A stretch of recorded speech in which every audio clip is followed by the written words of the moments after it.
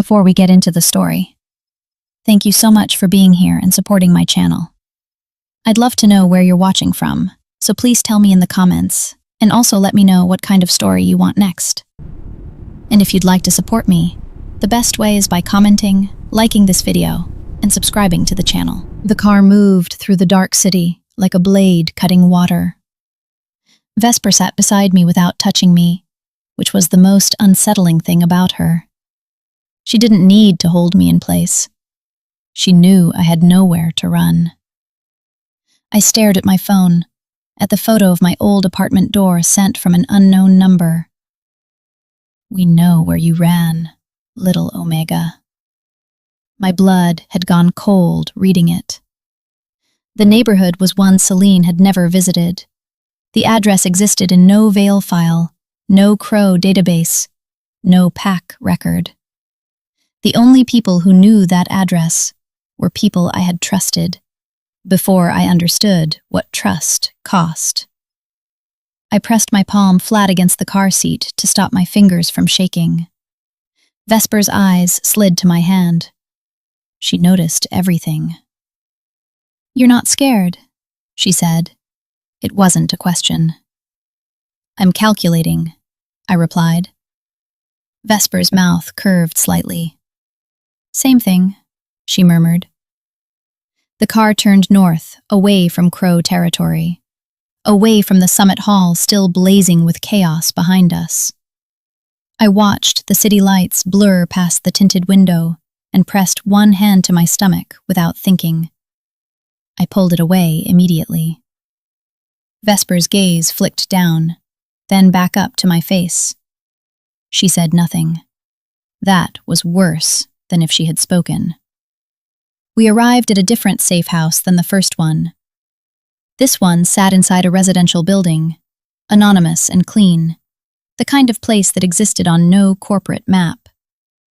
Vesper's beta staff moved quietly around us as we entered. No cameras in the main room this time. That detail felt significant. She led me to a sitting room with real curtains that opened, a window with a latch that worked, and a door with no keypad. I tested the latch immediately. Vesper watched from the doorway. "You can leave," she said. I turned. "But the people who sent that photo know your old address," she continued. "Which means someone talked. Which means the threat is closer than the summit." I stared at her. "Who?" I asked. Vesper crossed her arms. "That's what I'm trying to find out." I sat down on the edge of the couch and forced my breathing even. 3 things were true. 1. Octavia Vale had been restrained at the summit, but not arrested. PAC politics moved slower than justice. 2. Someone had given my private address to people who wanted me gone. 3. I was carrying a secret that changed every calculation I had made in the past 4 days. 8 weeks. I had known for 6 days. I had not told Celine. I had not told anyone. The test was still in my bag, folded inside a receipt, tucked beneath my wallet, like something I could ignore if I kept it small enough. Vesper's voice cut through my thoughts. "You need to eat," she said. "I'm not hungry." "Your body disagrees," Vesper replied, and she left the doorway without further comment. A beta staffer appeared minutes later with a tray. Soup, bread, water, a small cup of ginger tea. I stared at the ginger tea. No one had told them to bring ginger tea. I looked up at the staffer. She kept her eyes carefully neutral. My throat tightened. I ate because the alternative was falling apart, and I could not afford to fall apart tonight. The soup was warm, and the bread was real, and somewhere between the second and third spoonful, I started crying without deciding to. Not loudly, not dramatically, just the quiet kind of crying that happens when your body has been holding something too long and finds a single unguarded moment to release it. I pressed the back of my hand to my mouth and breathed through it. I thought about Celine's face when she saw me at the summit. The way her entire body had stopped moving. The way she had said my name, like it was the only word she remembered. I thought about her on one knee in that aisle, hands open, eyes wet. I thought about her voice in those messages. I'm coming anyway. My phone buzzed on the cushion beside me. Celine. One word. Tell me you're safe. I stared at it for 30 seconds. Then I typed back. I'm safe. 3 dots appeared immediately. She had been watching the screen. Where are you? She sent. I set the phone face down. I couldn't answer that yet. I needed to think. I needed a night without her voice in my ear, making my omega instincts override my logic. I slept badly, waking twice to check the window latch, once to press my hand to my stomach in the dark and try to understand what I was feeling. Not fear exactly. Something more complicated than fear. Something that had weight and warmth, and no name I was ready to give it yet. In the morning, Vesper came back with the tablet and a sharper expression than the night before. She sat across from me and set the tablet on the table between us without turning the screen toward me. I have a name, she said, for who sent the photo. I straightened. Vesper's eyes stayed level. It wasn't Octavia's people, she said.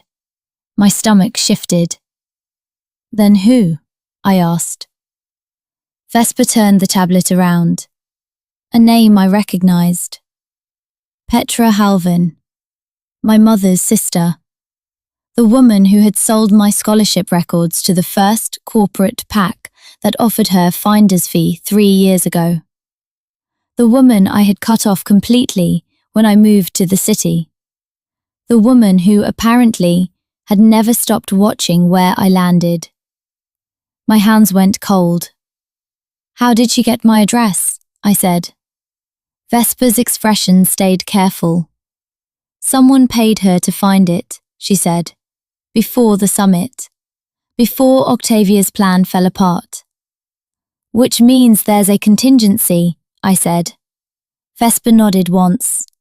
If the summit failed, Mira disappears another way, through family, through someone she'd let close enough once to know her real address. I pressed my fingers to the table and breathed.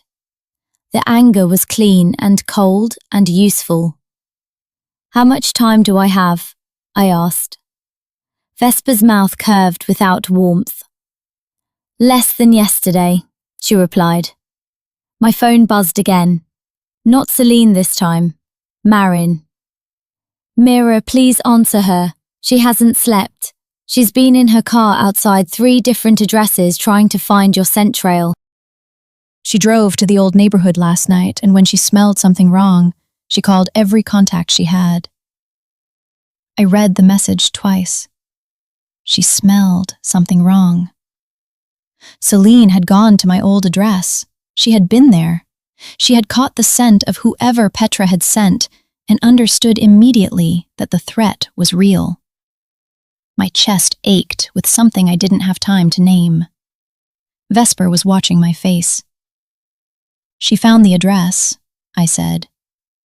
Vesper nodded slowly. She's been there since 3 this morning, Vesper said. She won't leave because she thinks you might come back. My throat burned. I picked up my phone. I didn't call Celine. I called Marin. She answered on the first ring. Mira, she breathed. Thank God. Where is she right now? I asked. Marin's voice dropped. Still outside your building. She sent the security team away an hour ago. She's alone. My heart tightened. An alpha like Celine sending her security away outside a building where a threat had been scented was not protection. It was penance. Tell her to go somewhere safe, I said. Tell her I'll reach out today. Marin hesitated. She won't listen to me, she said quietly. She only listens when it's about you. I closed my eyes. Then tell her I said it, I replied. Tell her those exact words. Marin went quiet for a moment. Then, okay. I hung up. Vesper had stood and moved to the window while I was on the call. She stood with her back to me, hands clasped, looking out at the gray morning. You're going to go to her, Vesper said. It wasn't an accusation.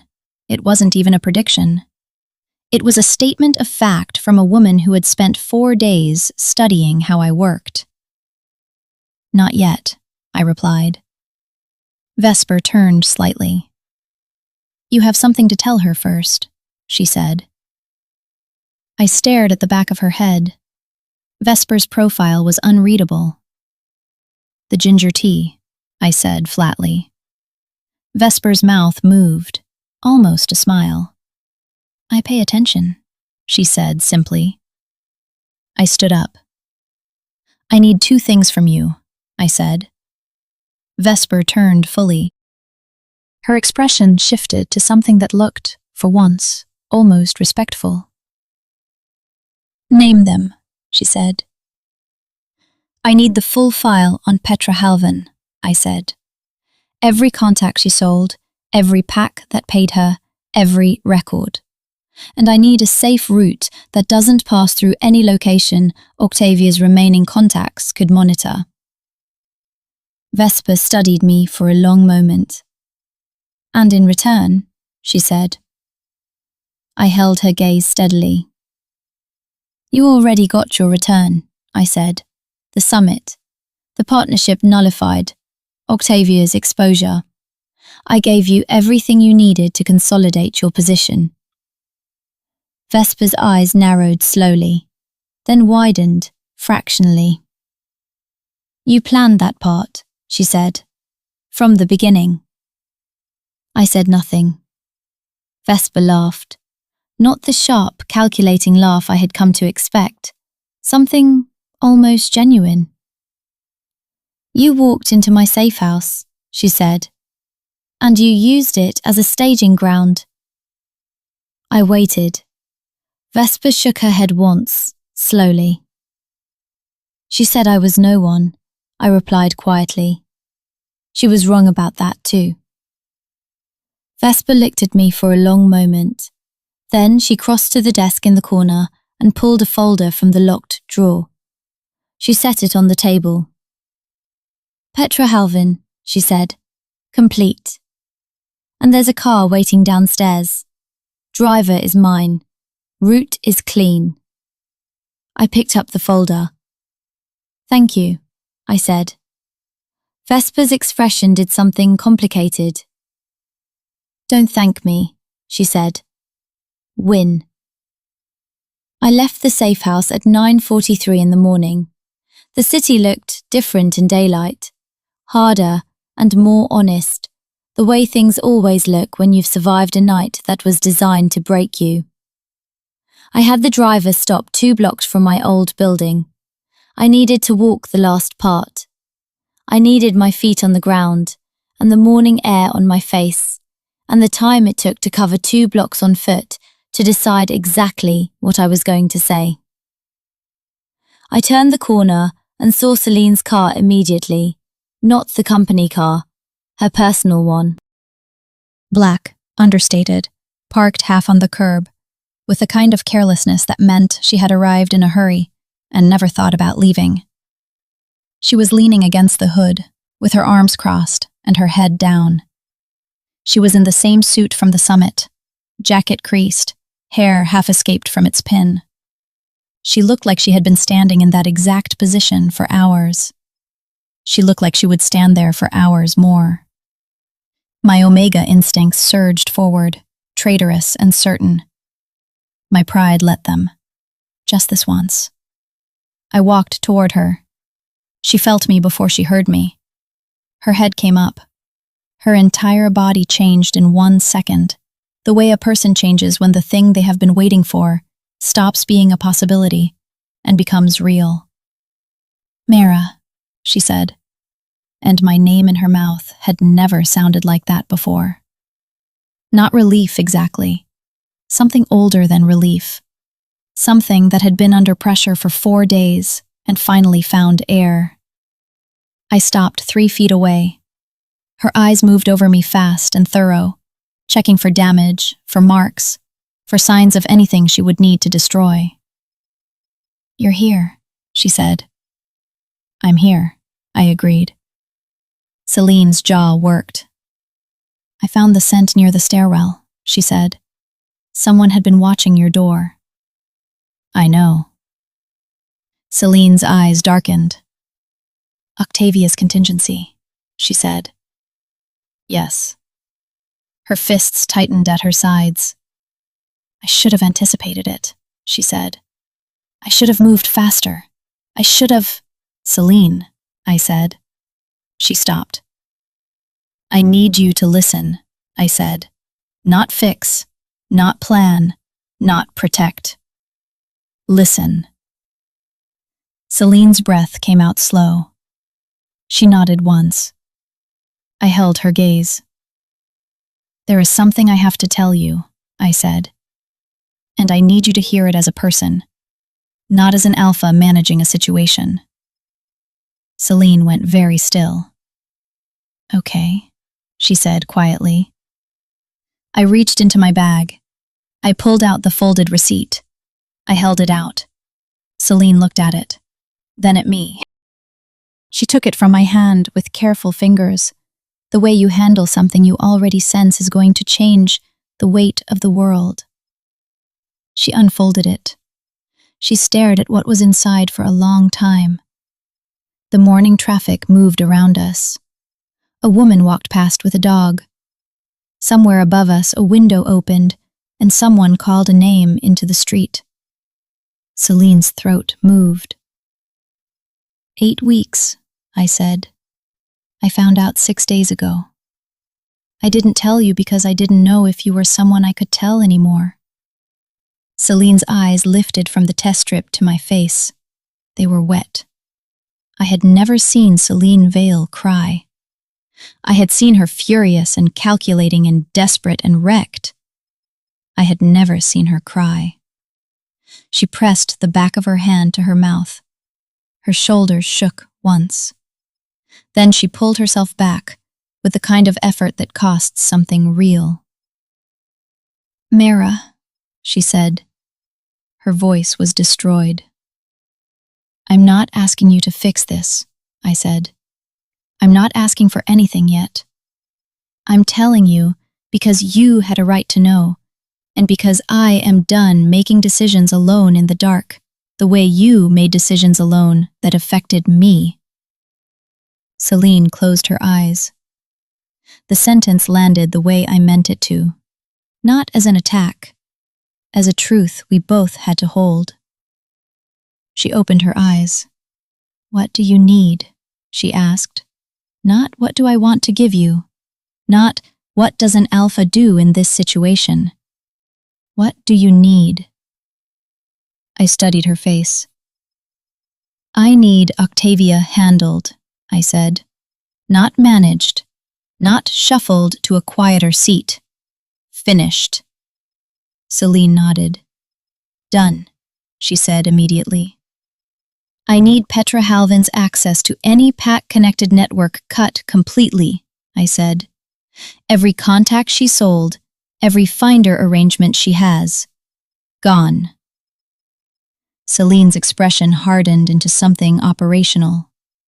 "I'll have Marin start the documentation today," she said.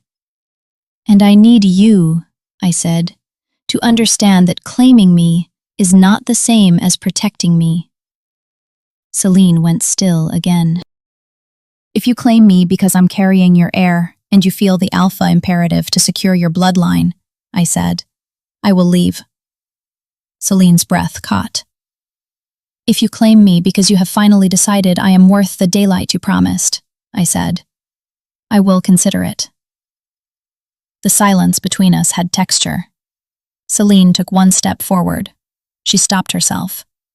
She looked at me with the kind of attention that meant she was choosing every word like it was the last one she'd get. "I told a room full of people you were no one," she said, "to save you.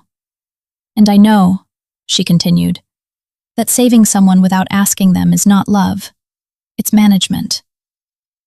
Something cold moved through me. "I know that what I did looked like betrayal, even when it wasn't meant as one," she said. "And I know that you had to survive 4 days inside someone else's cage because mine was already closing around you." She exhaled. "I'm not asking you to forgive that yet," she said. "I am asking you to let me be someone who earns the right to stand next to you. Not in front of you. Not behind you making decisions you don't know about. Next to you." I studied her for a long moment. Then I said, "Start with Octavia." Celine straightened. The alpha in her snapped into focus like a blade finding its edge. "Today," she said. "Today," I confirmed. She reached out her hand. Not a claiming gesture, not a bond demand. Just her hand, open, offered, the way she had once offered it to me in a private elevator when I was anxious about a board dinner, and she had simply held my hand in the dark between floors, without making it mean anything formal. I stared at her open hand. I took it. Her fingers closed around mine. We stood on the sidewalk outside my old building in the thin morning light, and she held my hand and neither of us spoke. It was the most honest thing we had done in months. If you're here for drama like this, subscribe to Alpha Files. 2 days later, Octavia Vale was removed from every board seat Celine could legally vacate in a 48-hour period. The documentation Vesper had provided, the financial transfers, the sterling private security payments, the audio from the summit went to 3 separate legal bodies simultaneously. PAC Ethics Board, Corporate Oversight Committee, and one very specific investigative journalist who had been building a story about corporate PAC corruption for 11 months and needed only a named source and verified documentation to publish. Octavia's legal team moved fast. Not fast enough. The story ran on the 4th morning. Celine did not hide from it. She called a press statement herself, standing in the Vale lobby, without a prepared script, without Marin at her elbow, without the corporate language that turned human decisions into policy positions. She said, "My mother used my company's resources to threaten and endanger a private individual." She said, "I signed a document under coercion, and I should have found another way." She said, "The individual in question is not a liability, and not no one." She said, "I failed her, and I am working to correct that failure through action rather than words." She did not say my name. She had asked me first. I had said, "Not yet." She had nodded and said nothing more. On the 5th day, Petra Halvan's network of PAC-connected contacts was systematically flagged and cut by a combination of Celine's legal team and Vesper's information arm, working for one specific purpose, in coordination. Vesper had agreed to it. I had asked her directly, sitting in a coffee shop 2 blocks from her residential building, the Petra file open on the table between us. She had looked at me across her cup and said, "You know I'm going to want something for this eventually." I had said, "I know." "And you're agreeing anyway," she said. I said, "I'm agreeing because what you want is a stable city with a functional power balance, and that's what this gets you." Vesper had smiled slowly. "You're going to be very dangerous in about 5 years," she said. I said, "I'm already dangerous." She had laughed. The real laugh, the almost genuine one, the one that surprised her every time it came out. She signed off on the coordination that afternoon. Petra Halvan lost her last paying contact 3 days after that. She didn't know why. She never would. On the 7th day after the summit, I went to see Celine. Not to the Vale Tower, not to the penthouse. To the small office she kept in the west building of the Vale campus. The one she used when she wanted to work without being seen working. The one with the narrow window, and the 2 small desks, and the coffee maker that had been broken for 6 months because she kept forgetting to have it replaced. I knocked. She opened the door immediately. She had been expecting me, but she still looked like she hadn't quite prepared for the fact of me standing there. "Come in," she said. I came in. The office was cluttered in the way her private spaces always were. Files in organized chaos, 2 jackets on the single chair, a cup of coffee going cold on the windowsill. She cleared the chair without being asked. I sat. She sat on the edge of the desk and looked at me. "How are you?" she asked. Honestly. "Honestly," I said. "I'm exhausted, and I'm still angry. And I'm also 8 weeks pregnant, and those things are all true at the same time." Celine absorbed that. She didn't try to solve any of it. "What can I do today?" she asked. "Just today."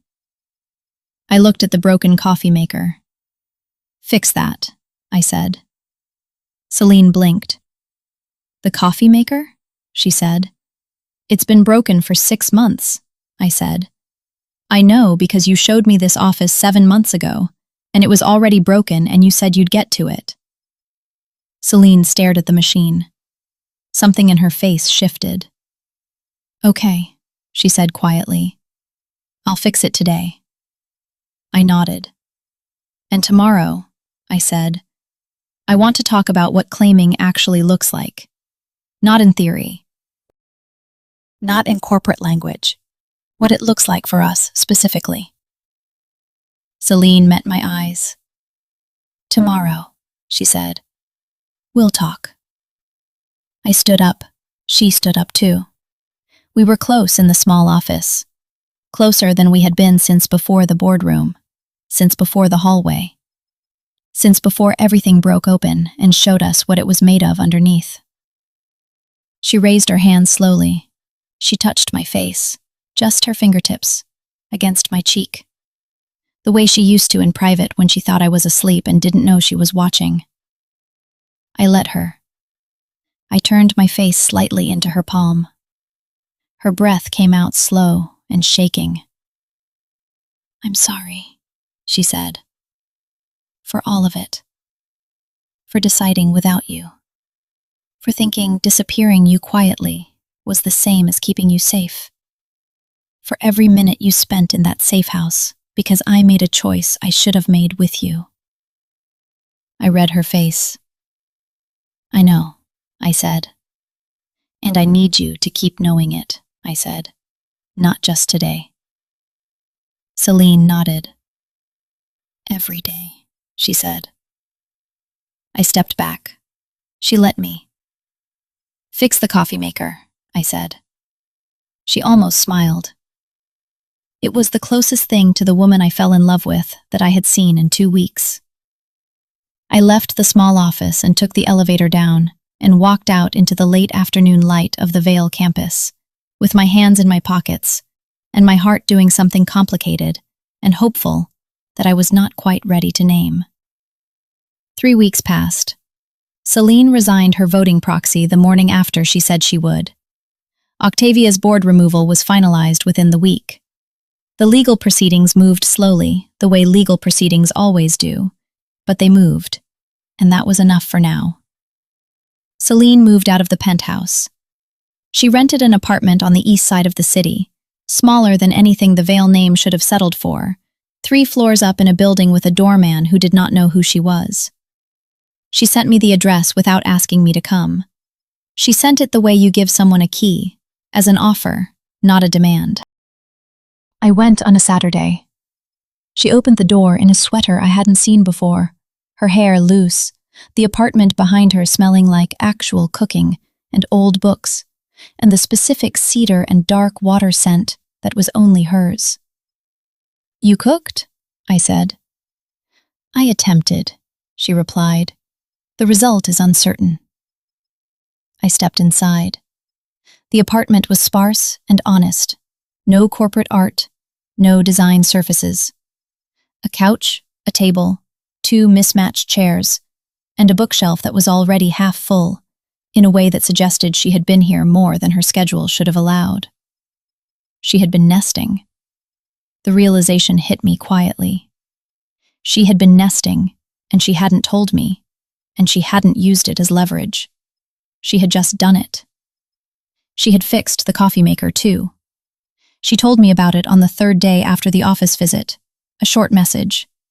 "Coffee maker is fixed." I had sent back, "Good." She had sent, "It took 4 hours and I watched 3 tutorial videos."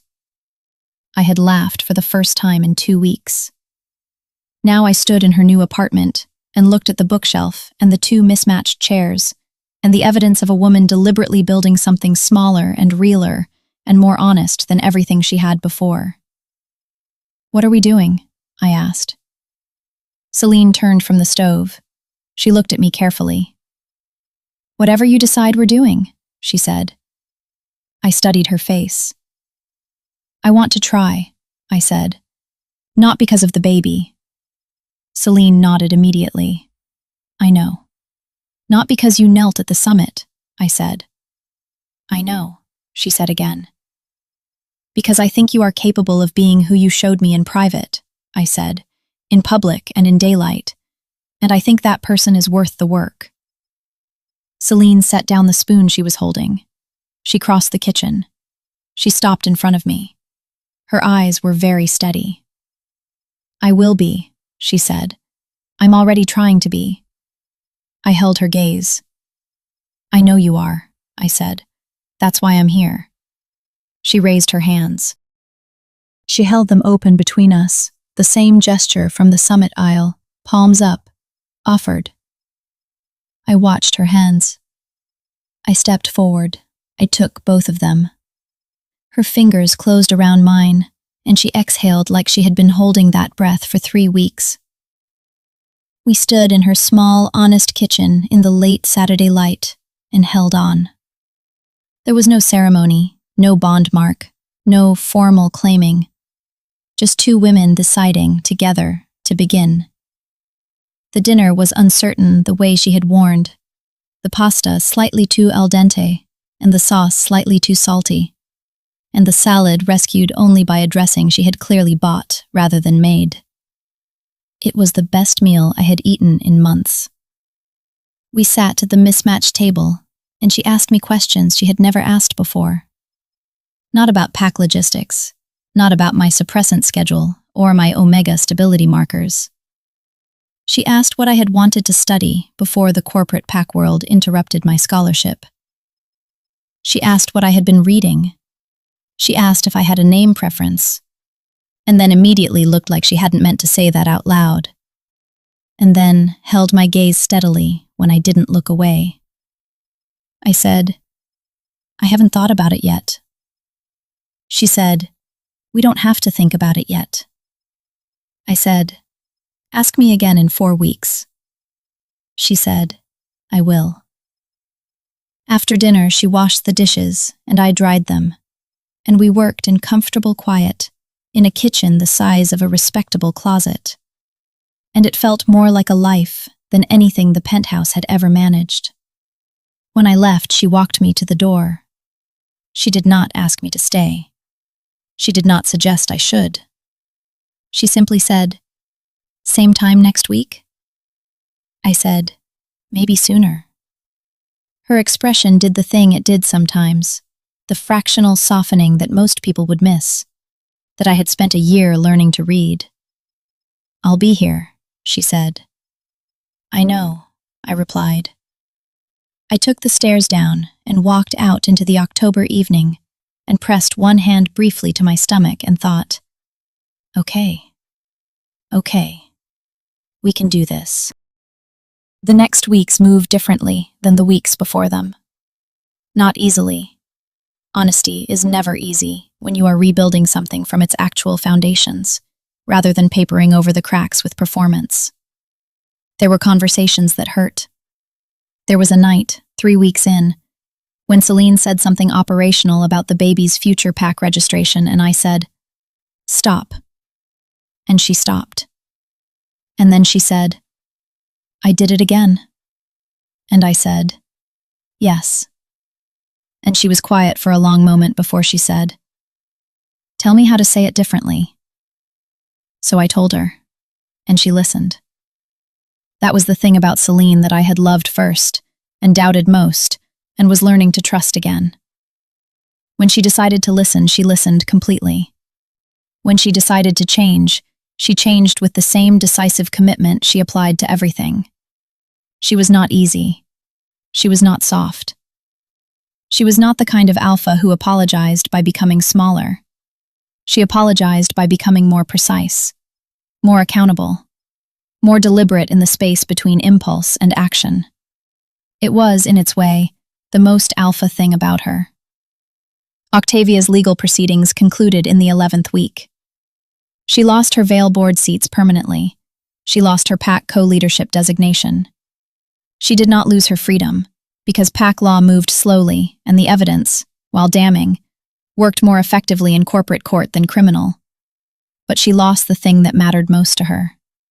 She lost influence. She lost the ability to walk into a room and have it rearrange itself around her.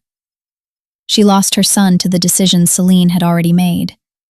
Not estrangement exactly, but a boundary so clearly enforced that Octavia's calls went to Marin's inbox, and her visits to the campus required advance approval that was consistently and politely denied.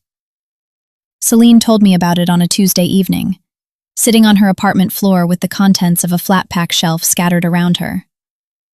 "I'm assembling furniture," she had texted. "I need a second opinion on step 4. I had shown up to find her sitting cross-legged in the wreckage of what appeared to be a bookshelf's more complicated sibling, instruction manual in hand, expression of focused consternation on her face. She was the most powerful female alpha in the city's corporate pack world. She was completely defeated by Allen Key Furniture. I sat down across from her. "Give me the manual," I said. She handed it over with something like relief. While I found step 4, she told me about Octavia. Her voice was level, not cold, just the kind of level that means someone has made their peace with something heavy. I said, "How do you feel?" She thought about it. She didn't answer immediately, which meant the answer she gave was real. "Like I've been carrying a structure that was load-bearing for so long, I forgot what my spine felt like without it," she said. I looked up from the manual. She was looking at the unassembled shelf. "And now," she continued, "I have to figure out what I actually want to build." I said, "You're building a shelf." She held my gaze, her mouth curved. "I'm building a shelf," she agreed. We built the shelf. It took an hour and a half and required one moment of structural crisis that turned out to be a back panel inserted upside down, and one moment of genuine triumph when the last piece clicked into place and the thing stood on its own and held. We sat on the floor and looked at it. It listed 3 degrees to the left. It was the best shelf I had ever seen. In the 12th week, I had my first scan. I told Celine the appointment was on Thursday. I didn't invite her. I didn't not invite her. I told her the way you tell someone information and leave the door open, at exactly the angle that lets them decide what to do with it. She showed up at the clinic at 8:55 for a 9 o'clock appointment. She sat in the waiting room with her hands on her knees and her back straight, and she did not reach for her phone. She just waited. I came out of the registration desk and found her there. And something in my chest did a thing that I had given up trying to describe correctly. I sat down next to her. Her eyes settled on me. "You came," I said. She said, "You told me, Thursday at 9. I said, "I didn't invite you." she said. You told me Thursday at 9. I looked at my hands. I said, the door to the exam room only opens for one person. She said, I'll wait here. I said, okay. She waited. I went in alone. The sonographer was warm and professional and said everything was exactly where it should be. She showed me the screen. I looked at the small, certain life on the monitor and felt something I had no language for, and decided I did not need language for it yet. I came back out to the waiting room. Celine stood up immediately. I crossed to her. I held out my phone. On the screen was a photo the sonographer had printed, and I had photographed because I wanted to be the one to show it to her. Celine looked at the screen. She looked for a long time. When she looked up, her eyes were doing the thing I had seen once before in a small office over a broken coffee maker.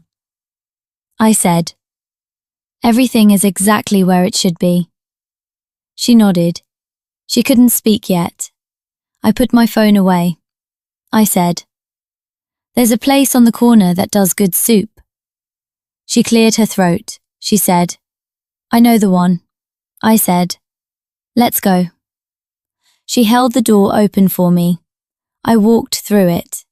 We walked to the corner in the thin November light and ordered soup and sat across from each other at a table by the window, and she told me about the shelf she wanted to build next, a bigger one for the second room, which she had not officially said was a room she was thinking about, but which we both understood was a room she was thinking about.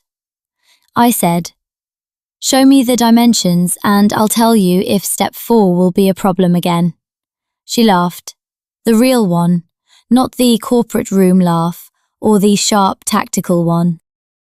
The one that surprised her every time. The one that was quieter and warmer and only came out when her guard was completely down. I loved that laugh. I had loved it from the first time I heard it, 6 months into knowing her, when she had made a joke at her own expense in an empty elevator, and then looked startled by the sound of her own amusement. I loved it still. I said, I love that laugh. She stopped. She watched me across the small table by the window, with the November light outside and the soup going warm between us. I said, I'm not taking it back. Her expression did every complicated thing it did. The layer of control over the layer of vulnerability, over the layer of something that had no name, but took up all the space in a room. Then she said, I love you. Not carefully, not as a negotiating position, not as a claim, just, I love you. I looked at her across the small table by the window, with the November light outside and the soup going warm between us. I said, I know. She waited. I said, I love you too. The stillness that followed had weight and warmth and no sharp edges. She reached across the table. I met her halfway. She held my hand. We finished the soup. We went back to her apartment and built nothing, and fixed nothing, and solved nothing, and sat on the listing shelf's floor reading the same book from opposite ends, until I fell asleep against her shoulder, and she did not move. In the morning, she had a 7 o'clock call with 3 legal representatives about the final documentation of Octavia's removal. She took it in the kitchen so I could sleep. I heard her voice through the wall, precise and measured and final. When she came back, she set a cup of tea on the side table. Ginger, she said. I know. I opened one eye. She sat on the edge of the bed and did not pretend she hadn't learned everything she had learned in the past 3 months. I said, when did you figure it out? She said, the summit night. Your hand. I said, you didn't say anything.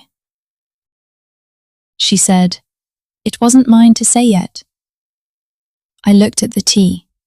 I said, "That was exactly right." She said, "I'm trying to learn what exactly right looks like for us." I sat up. I said, "You're getting better at it." Her expression settled on mine. Something settled in her expression. Not satisfaction, something quieter. Something that looked like the beginning of peace. She said, "Good." I drank the tea. She had a 9 o'clock after the 7. She showed me the shelf dimensions for the second room before she left. I told her step 4 would be fine. She kissed my forehead at the door. Not a claiming gesture, not a bond move. Just a kiss on the forehead from a woman who was learning that love was not management and protection was not the same as control, and that the best thing she could do for the person she loved was exactly what she was doing. Showing up, listening, building things that listed 3 degrees but held. She left. I stayed. I finished the tea and looked out the window at the November city and thought about what Vesper had said in the car on the night after the summit. "You're going to make her chase you," Vesper had said. "I'm going to make her change," I had replied. I was right. She changed. Not completely, not without difficulty, not without conversations that cost both of us something real. But she changed in the ways that mattered, in the ways that meant something, in the ways that I had decided were worth the work when I said, "I want to try in a small apartment kitchen on a Saturday afternoon." My phone buzzed. Marin. "Thought you'd want to know. Octavia's final board removal process this morning. It's done." I set the phone down. I looked at the window. Outside, the city moved through its November morning, indifferent and alive. The same city it had been when I stood outside the 42nd floor boardroom, with a phone that wouldn't answer and a security scanner that blinked red, and the particular loneliness of a person who has trusted the wrong version of someone they love. I was not that person anymore. I was not harder. I was not colder. I was just more accurate. I knew what I needed. I knew what I would not accept. I knew that the woman who had kissed my forehead at the door this morning was capable of both breaking me and choosing not to, and that she was choosing not to every day, with the same decisive commitment she applied to everything. That was not a small thing. That was everything. I put on the sweater I had left here last week, the one that now smelled faintly of cedar and dark water alongside its own scent. I made coffee in the fixed machine. I opened the book from last night to the page I remembered. I sat in the November light and read. Celine would be back by noon. She had promised soup from the corner place. I was going to hold her to it. I was going to hold her to all of it. Not as leverage, not as a contract. As the specific and daily and ordinary decision to remain, to try. To build the kind of love that doesn't need darkness to survive. The kind that can stand in daylight. The kind she promised me. The kind we were both, finally, delivering. Outside, the city moved. Inside, I read and drank coffee and waited for noon and felt, for the first time in a long time, completely and exactly where I was supposed to be.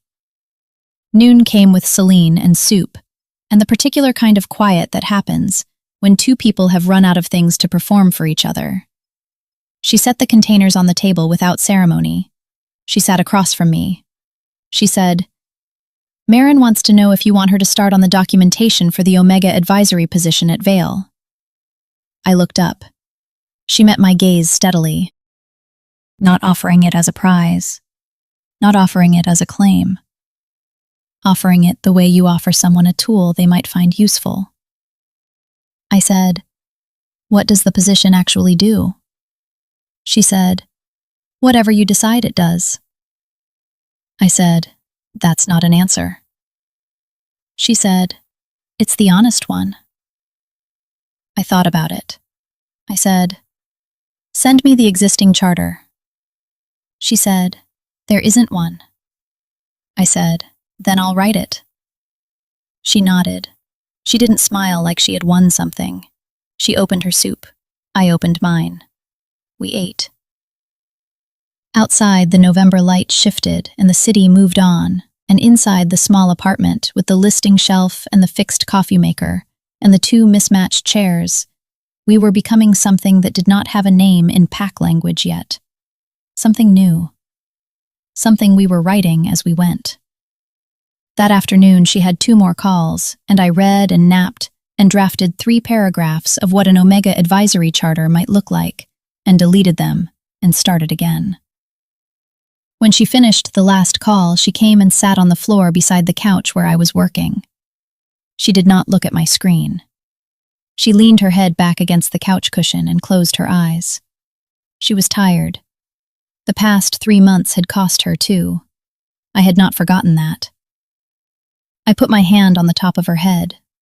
She went still. I ran my fingers through her hair once. She exhaled. I said, "You don't have to solve everything today." She said, eyes still closed, "I know." I said, "The charter will wait." She said, "I wasn't going to rush you." I said, "I know you weren't." She turned her head slightly, opened her eyes to look up at me from where she was leaning against the couch. Her face at that angle was unguarded, in the way it only was when she was genuinely tired. She said, "Are you staying tonight?" I said, "Do you want me to?" She said, "Yes." I said, "Then I'm staying." She closed her eyes again. I went back to the charter draft. She fell asleep against the couch within 10 minutes. I covered her with the blanket from the arm of the chair and let her sleep and kept writing. The charter took 3 days. It was 12 pages when I finished. It outlined a standing Omega representative position within Vale Group with independent reporting authority, direct access to the board agenda, veto power over any policy affecting unbonded Omega employees, and a budget that did not require Alpha approval to spend. I sent it to Marin first, not Celine. Marin. Marin read it and sent back, "This is the most legally aggressive document I have ever seen from someone who isn't a PAC lawyer." I said, "I had good motivation." She said, "I'm going to need a week to run it past legal." I said, "Take 2. It took 1.5. Legal came back with 6 suggested modifications. I accepted 3 and rejected 3 with documented reasoning. Legal accepted my rejections. Celine signed off without changing a word. She sent me a message after. "You didn't ask for my opinion." I sent back, "I didn't need it." She sent, "I know. That was the point." I sent, "You understand." She sent, "I'm trying to." I sent, "You're getting there." She sent back a single period, which was, for Celine Vale, the equivalent of a love letter. The position was announced internally on a Wednesday. The announcement was 3 paragraphs. It included my name. My full name, not Omega representative, not unnamed advisor. Mara Halden, lead Omega advisory officer, Vale Group. I read it 3 times. Then I sent Celine, "You used my name." She sent back, "Was that wrong?" I sent, "No." She sent, "You told me to say it louder." My chest constricted. I sent, "I did." She sent, "I'm saying it louder." I put my phone down. I pressed my hand to my sternum and breathed. Then I picked the phone back up and sent, "Thank you." She sent, "Don't thank me." She sent, "This is what I should have done from the beginning." I sent, "Yes, and you're doing it now. That counts." She didn't respond for 4 minutes. Then, "Okay." Then, "Dinner tonight?" I sent, "Yes." "You're cooking." She sent, "That's a threat to both of us." I sent, "I'll bring backup ingredients." She sent, "Please." I smiled. I put my phone in my pocket and went back to reading, and felt the specific warmth of a thing that was real and earning its realness day by day in the most ordinary and essential ways. Vesper reached out on a Thursday afternoon, 3 weeks after the charter announcement. A message, not a call.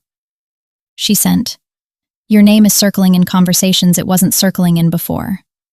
I sent, "Good conversations or warning conversations?" She sent, "Both. That's usually the right answer." I sent, "Are you monitoring my professional movements?" She sent, "I monitor everything that matters to CityPack stability. You matter to CityPack stability now." I thought about that. I sent, "Is that a warning?" She sent, "It's an observation. You built a real thing. Real things attract attention." I sent, "Noted." She sent, "One more thing." She sent, "The unknown number from the photo. We traced the final chain." My pulse jumped. I sent, "And?" She sent, "It ended with a contact 3 removed from Octavia. Not Octavia directly. Someone who thought they were still running the old playbook after the summit." She sent, "They've been informed the playbook is retired." She sent, "You won't hear from them again." I sent, "How do you know?" She sent, "Because I told them what happens if they try again." She sent, "They believed me." I believed her too. I sent, "Thank you."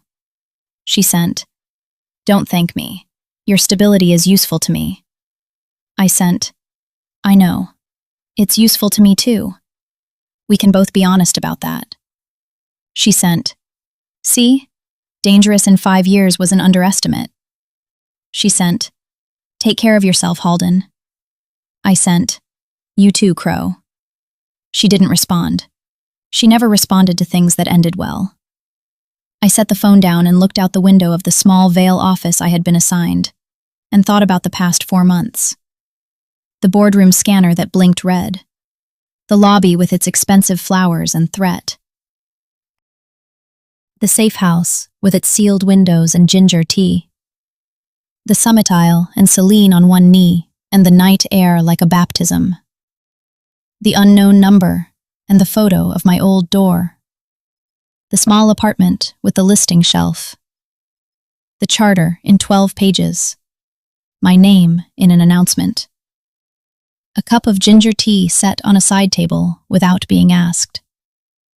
The particular way a person can change when they decide changing is the only thing worth doing. It was not a clean story. It was not a simple story. It was a story about what survives when you strip away the performance and the protection and the management and the careful distance and find out if there is anything real underneath. There was. There was something real underneath. It was inconvenient and expensive and took more work than either of us had originally planned, and it listed 3 degrees to the left, like a shelf assembled from a manual neither of us could fully interpret. But it held. That was the thing. It held. I went back to work.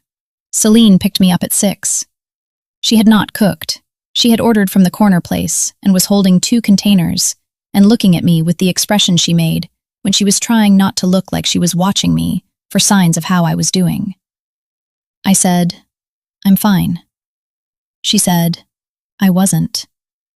I said, "You were." She handed me my container. I took it.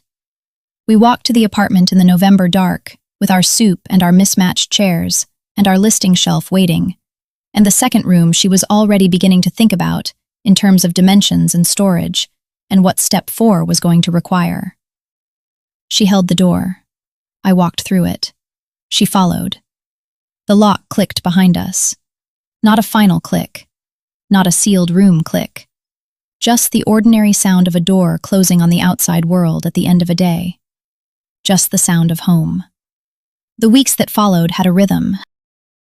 not the rhythm of the penthouse, which had been efficient and beautiful, and fundamentally lonely, in the way that beautiful, efficient things often are. This rhythm was slower and more interrupted, and occasionally derailed by a pasta attempt that produced something closer to glue than dinner. It was better. The Omega Advisory Charter went live in December. The first meeting of the newly formed Omega Representative Council at Vale Group was held in a conference room on the 28th floor, not the 42nd, which was deliberate, which I had specified in the charter, which Celine had not questioned. There were 7 Omega employees in the room. They came in with the careful posture of people who had learned that conference rooms were not safe for them. They left 2 hours later, still careful, but something had shifted in the room while we worked, and I saw it happen and filed it away as the first real evidence that the thing I had built was going to matter. After the meeting, Celine was waiting in the lobby, not because I had asked her to be, not to escort me or manage my schedule, just waiting. The way she had waited outside my old building. The way she was apparently now going to wait in lobbies and on sidewalks and outside clinic doors. Not crowding, not claiming, just present, in the way that said, I know where you are, and I'm not going anywhere.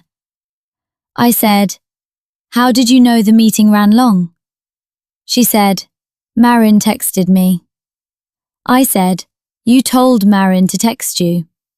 She said, I told Marin to text me if it ran long, so I knew when to be here. I said, that's very calculated for someone who's supposed to be giving me space. She said, I'm giving you space. I'm just giving it to you from the lobby. I faced her. She faced me back. I said, you're impossible. She said, you knew that when you started. I said, I did. She said, and yet. I said, and yet. We got in the car. She drove.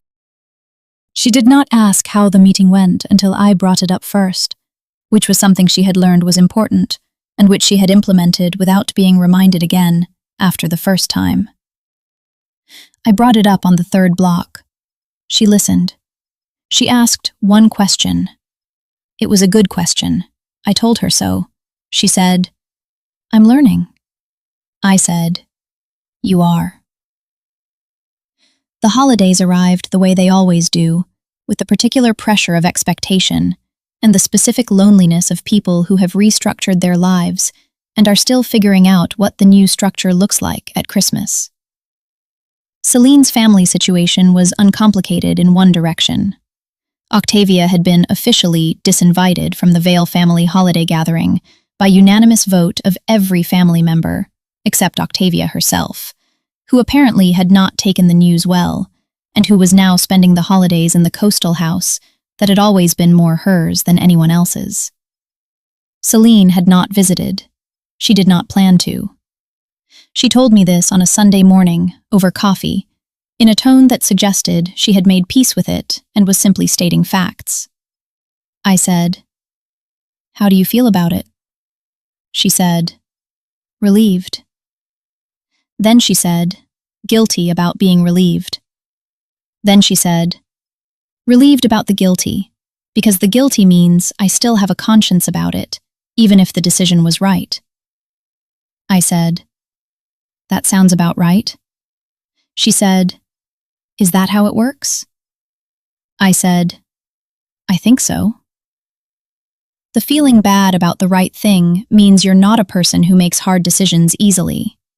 That's different from making the wrong decision. She looked at her coffee. She said, you're very precise. I said, I learned it from watching someone I respect be precise. She looked up. I met her eyes. She looked away first, which, for Celine Vale, was an entire sentence. We spent the holidays between her apartment and a small house I had rented in the East District, which was mine, and which she visited, but did not have a key to. which was deliberate, which we had discussed and agreed on, which she respected completely. She brought me things sometimes, not gifts in the pack-claiming sense. A book she thought I'd want to argue with. A specific tea she had found in a shop she passed on the way to a morning meeting. The dimensions of the second room, sketched on the back of a meeting agenda, with a note that said, "When you're ready, if you want to." I kept the sketch. I did not tell her I kept it. In January, the baby moved for the first time. I was at my desk in the Vale office, reading a legal brief, and suddenly there was a flutter that was nothing I had ever felt before, and everything I had been trying to prepare for. I sat very still. I pressed my hand to my stomach. The flutter happened again. I stared at the brief I was no longer reading. I thought about every decision that had led to this office, this desk, this moment. The boardroom scanner, the lobby, the safe house, the summit, the soup, the listing shelf, the fixed coffee maker. I thought about Celine in the lobby at 6 p.m., not crowding, just present. I picked up my phone. I said, "Are you in a meeting?" She said, "I'm between. What's wrong?" I said, "Nothing's wrong." Then I said, "She moved." There was a pause, not a long one, long enough. She said, "Are you okay?" I said, "Yes." I said, "I just wanted you to know." Another pause, shorter. She said, "Thank you for telling me." I said, "You should probably come to the next appointment." She said, "Yes." I said, "If you want to." She said, "Yes." I said, "Okay." She said, "Okay." I put the phone down. I pressed my hand to my stomach again. The flutter had gone still. But something else was still there. Something that had been building for 4 months out of soup containers and mismatched chairs and charter documents, and a person learning to stand beside rather than in front of. Something I now knew the name for. Home. Not a penthouse, not a safe house, not the specific address. Just the collection of choices that had brought me here, and the person who was making those choices differently now, and the life that was going to need somewhere to land. I went back to the brief. An hour later, Celine's name appeared on my screen. A message. Just one line. "I found a name I thought you might want to consider." I opened it. Underneath, she had written a name. Then, "No pressure, just something I read this morning. It means, the one who returns to light." I stared at it. The words hit somewhere I hadn't armored yet. I sent back, "How long have you been sitting on that?" She sent, "Since the clinic. The sonographer said something, and I looked it up, and it stayed." I sent, "You've been carrying that for 2 months?" She sent, "It wasn't mine to say yet." I looked at those 5 words. It wasn't mine to say yet. The same words she had used about the tea, about knowing, about waiting until I gave her the angle of door that meant she could walk through. She was learning. She had learned.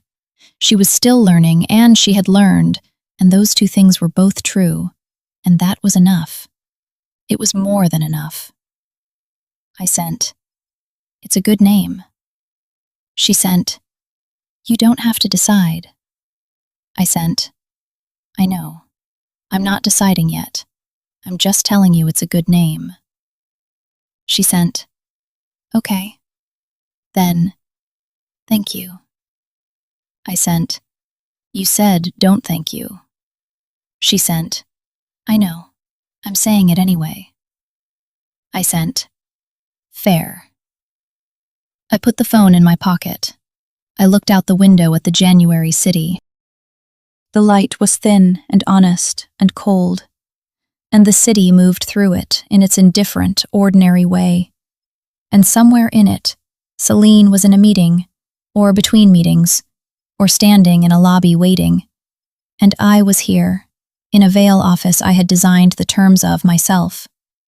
And the baby who was going to need a name was 8 days away from being 17 weeks old. It had never been a clean story. It was a story about two women who had gotten things badly wrong and were choosing, every day, to get them less wrong, and about what it cost, and about what it built. It was a story about a contract that said asset, and a life that said otherwise. It was a story about daylight, about a promise made in a dark office against a window full of city lights, about what it means to deliver on that promise, not in one dramatic gesture, but in the slow and costly and essential accumulation of ordinary choices, about the difference between claiming someone and choosing them, about what a home actually is. I kept working. At 6, she was in the lobby. I walked out and found her there, and she held the door, and I walked through it, and she followed, and we went home together through the January evening, and that was all. That was everything. That was, in the end, the only thing that had ever mattered. Not the boardroom, not the summit, not the documents or the proceedings or the legal filings or the public statements. Just this. Two people walking through a door, together, on purpose, in daylight. February came with rain and the particular smell of a city washing itself clean. The second room was ready. Not finished in the way of designed spaces, but finished in the way of prepared ones. Celine had built the shelf. Step 4 had not been a problem. She had texted me a photo at 11:30 at night with the message, "It doesn't list." I had sent back, "I'll believe it when I see it." She had sent, "Come see it." I had gone the next morning. The shelf stood level. I had run my hand along the top and found it true. Celine had watched from the doorway with her arms crossed, and an expression that was not quite smug and not quite proud, and somewhere between them that was entirely hers. I said, "It's level." She said, "I know." I said, "You watched more tutorials." She said, 11. I said, 11. She said, "I was motivated." I looked at the shelf. I took in the room around it. The walls were the color she had asked my opinion on before she painted them. A particular shade that was not quite gray and not quite green. The color of early morning, before the light decides what it's going to be. I had said, "That one." She had painted it, "That one." The floor was clear. The light was good. In the corner was a chair, the comfortable one from her old apartment, the one with the wide arms and the cushion she had described once. In a late-night conversation, I now understood she had been paying more attention in than I realized. As the kind of chair you'd want to sit in for long stretches. The kind of chair you'd want for feeding, for reading, for the long, slow hours of early mornings with a person who does not yet know what time means. I stood before the chair for a long time. Celine said nothing. She was very good at saying nothing now. I turned. She was watching me with that careful attention that had stopped feeling like surveillance and started feeling like care. I said, "The name." She went still. I said, "The one you found. The one that means the one who returns to light." She waited. I said, "I've been thinking about it for 3 weeks." She said, "I know." You get a particular expression when you're thinking about something you're not ready to say. I said, "What expression?" She said, "The one where you look slightly to the left of whatever you're actually looking at." I filed that away. I said, "I want to use it." Celine exhaled. Not with relief exactly, with something that sounded like the last piece of something settling into place. She exhaled once, quietly. I said, I want you there when she arrives. She said, I know. I said, I'm not asking because you're her other parent. I'm asking because I want you there. That's different. She said, I understand the difference. I said, I know you do. I'm saying it anyway. She nodded once, like something had been decided. The rain outside shifted to something lighter. The room filled with the particular quality of February light filtered through rain, thin and clean, and full of the suggestion of spring somewhere ahead. I walked to the chair. I sat in it. It was the right kind of chair. Celine came and sat on the floor beside it, the way she did sometimes, her back against the chair's side, her legs stretched out. Not performing ease, actually easy. That was new. That was one of the best new things. I said, tell me something you didn't tell me before. She said, like what? I said, anything. Something true that you kept quiet because you thought you had to. She was still for a moment. Then she said, I drove past your apartment 7 times in the week before the boardroom. I looked down at her. She was looking at the window. I said, why? She said, because I was trying to decide if I was capable of what you needed. I said, what did you decide? She said, I decided I wasn't. And then I decided that wasn't a reason not to try. I said, and then what happened? She said, and then my mother accelerated everything before I finished deciding. I said, and if she hadn't? Celine turned her head. She looked up at me from the floor. She said, I think I would have been slower. I think I would have taken longer to get to the lobby and the summit and the chair in the second room.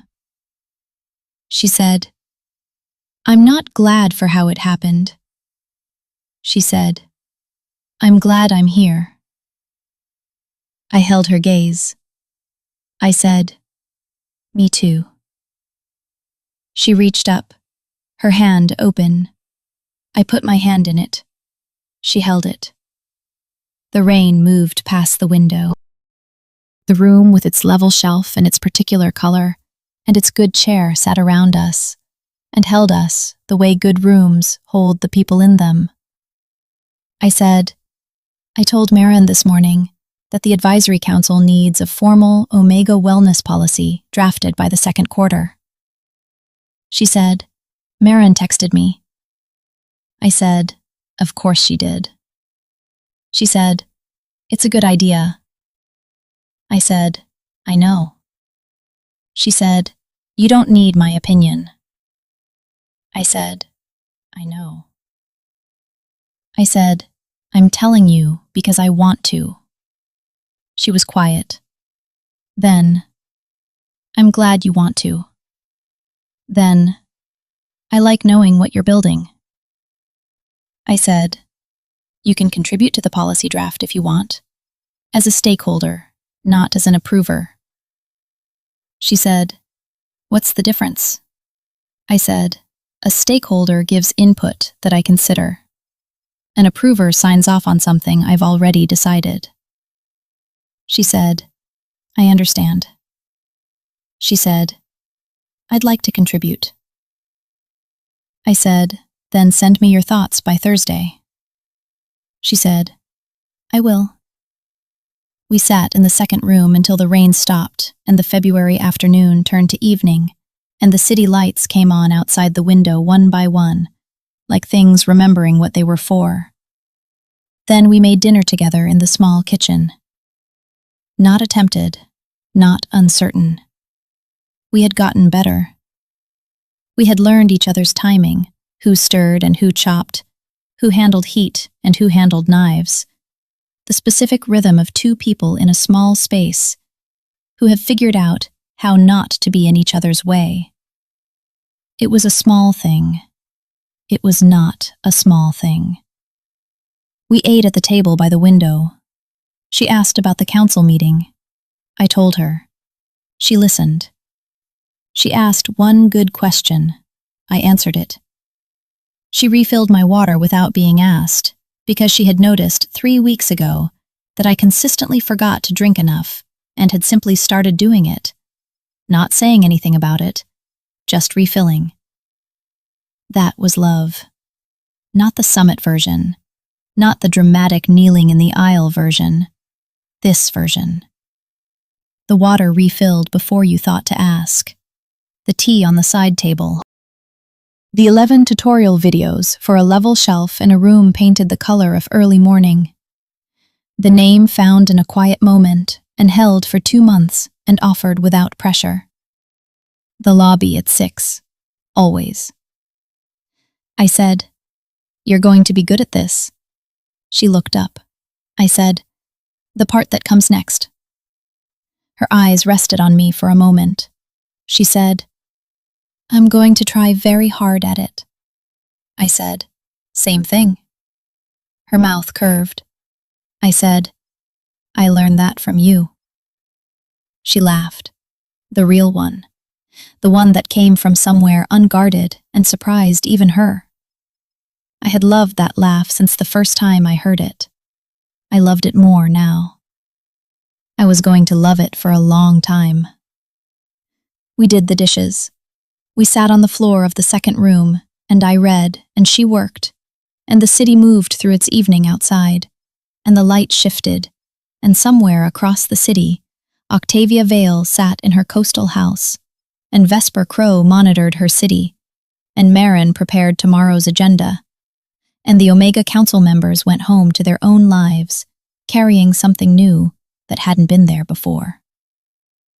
And here, in a small apartment, with a listing no longer shelf, and a fixed coffee maker, and a second room that was ready, 2 women sat on the floor. One reading, one working, both staying. On purpose. In daylight.